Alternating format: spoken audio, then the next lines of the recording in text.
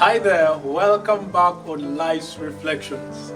Today we are going to continue with the conversation about how I met my wife, but I'm going to share with you an interesting legal concept called bailment. In marriage, I believe that there is no bailment.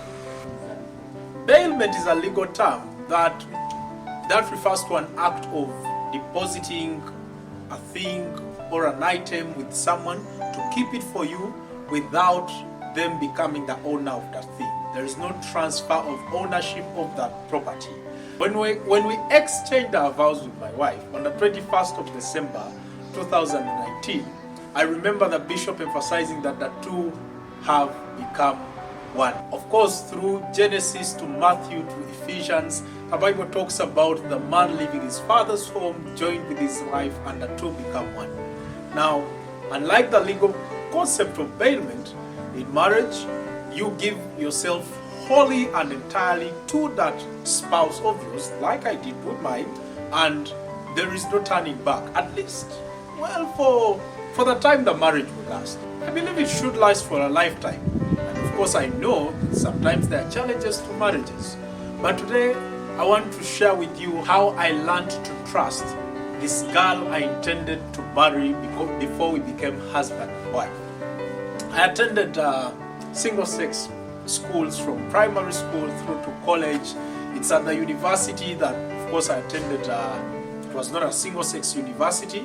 And I've always had discussions with, mostly at the university, with my law school friends on how do you trust that lady you don't go to school with.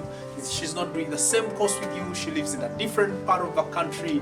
And in having the boy talks, I always shared with them that, well, I have learned to first trust myself so that I am able to trust my partner, to trust the girl I intend to do life with.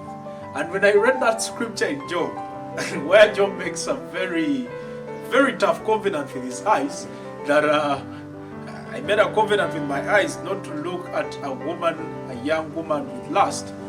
Oh man, that hit me. That was a tough covenant. It was a tough covenant to keep through the years.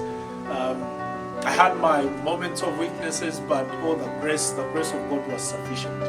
But when I learned to trust myself, when I learned to put myself in the position that I can do right, I can do, by the grace of God, to do what is best to make our intended relationship work, I learned to trust myself.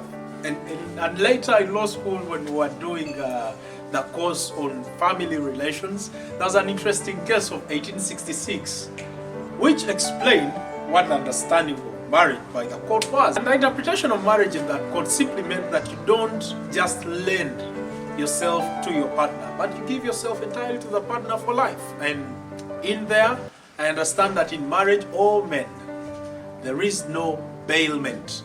It's a commitment for life.